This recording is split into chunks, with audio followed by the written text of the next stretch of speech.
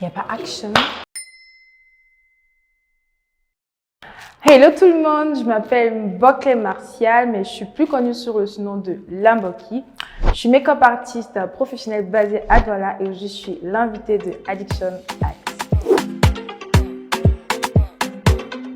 Motivée, déterminée et voilà, quelqu'un qui n'a pas froid aux yeux.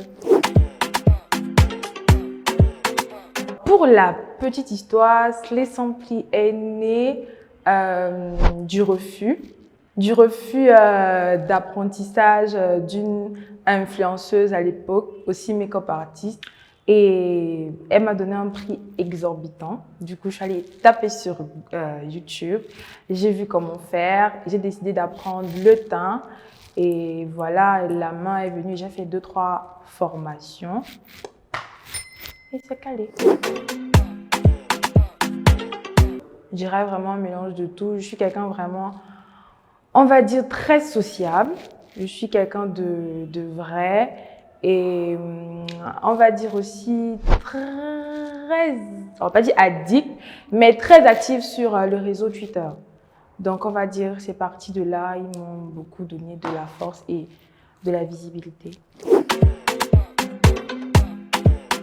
Déjà d'être la marque, d'être parmi le top 3. Le top 3 non seulement des make-up artistes, mais aussi des brands. Parce que ce que vous devez savoir, c'est que Slay Simply, avant d'être make-up artiste, c'est toute une marque. Donc, je fais aussi dans la distribution de produits cosmétiques. Donc, j'aimerais qu'à l'avenir, Slay Simply soit vraiment la référence en termes de cosmétiques. Non seulement au Cameroun, mais pourquoi pas en Afrique centrale.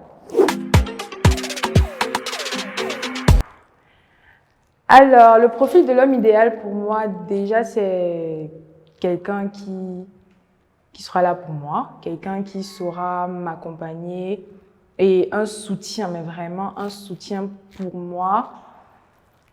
Et quelqu'un en qui je verrai aussi une sorte de modèle. Donc déjà, voilà, vous pouvez l'imaginer, je suis dans le monde entrepreneurial. Donc, mon idéal pour moi, ce serait aussi quelqu'un qui soit entrepreneur comme moi.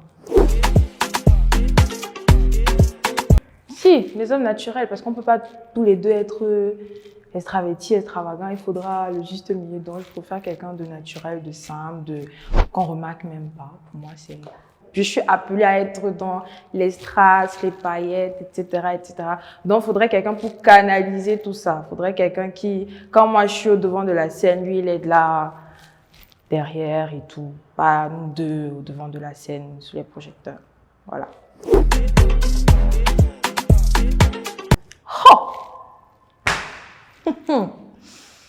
Alors, ma pire anecdote de travail, je ne dirais pas la pire, c'était une mariée, parce que vraiment mes anecdotes, c'est toujours avec des mariés.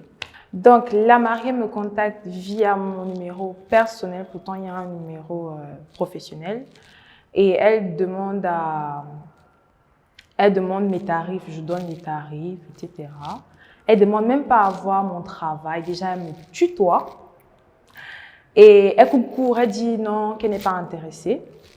Et le soir, une de mes grandes sœurs me contacte, me fait comprendre qu'elle a une de ses copines qui se marie et tout. Elle va passer mon contact. Donc, elle passe mon contact professionnel à la dame, ainsi que mes réalisations. Et la dame est bluffée, elle dit oui, c'est elle que je veux. Et ma sœur donne le prix, elle discute pas, elle dit oui et tout. Du coup, la dame m'écrit le soir avec mon numéro professionnel et moi, j'ai tout de suite reconnu. Et quand j'ai rappelé qui c'était, elle n'a plus parlé, elle s'est juste excusée. Donc, c'est aussi un message pour dire à nos différentes clientes que avant d'être des prestataires, avant d'être ce que nous sommes des enfants des gens. Donc, apprenez ce côté humain. Nous ne sommes pas là, on ne mendie pas. Des gens le font premièrement par passion et après, voilà. Oui, oui, non. Sincèrement, je m'en sors et on ne va pas se mentir, c'est un peu, c'est le facteur principal qui te pousse à continuer dans ce que tu fais. Tu te dis, mais tu restes comme ça, tu te dis en étant salarié, En un mois, tu te fais ce que tu te fais en étant entrepreneur en peut-être une semaine. Ça le fait, mais je dirais toujours que l'idéal, c'est minimum 2 ou 3 sources de revenus. Donc, s'il y a d'autres opportunités ou si une entreprise me contacte ou est intéressée par mon profil, parce qu'avant tout, oui, j'ai fait des études. Je suis titulaire d'une licence en comptabilité et gestion d'entreprise. Donc, s'il y a possibilité d'avoir une autre source de revenus, je ne vais pas refuser, on va dire. J'aimerais quelle personnalité publique? La nationale, bien évidemment. Nathalie Koa. Mon addiction, bizarrement, je ne sais pas si ça se voit, mais c'est le sport. Ça ne se voit peut-être pas, c'est le sport.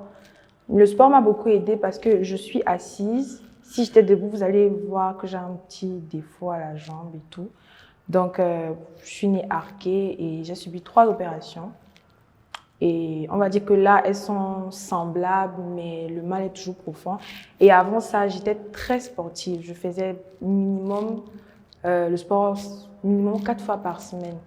C'était un antidépresseur, ça m'aidait beaucoup, mais à cause de mon problème à la jambe, parce que j'ai un fer à l'intérieur, ça a limité mon activité, ça a limité tout. Et voilà, aujourd'hui, je suis à bout de chou. Si vous avez un rêve, si vous avez une passion, allez-y, mettez du vôtre, investissez, lancez-vous, n'ayez pas peur, mais je ne vais pas vous parler comme tous ces, voilà, ne lâchez pas tout comme ça pour vous lancer. Essayez de peser vraiment le pour et le contre. Si où vous êtes, vous vous dites si ça vous va, parce qu'on n'est pas tous appelés à être salariés, on n'est pas tous appelés à être entrepreneurs. D'autres sont même appelés à faire les deux. Donc, essayez vraiment de peser le pour et le contre avant de vous lancer. Mais sinon, le monde entrepreneurial, c'est dur. C'est très dur. Voilà.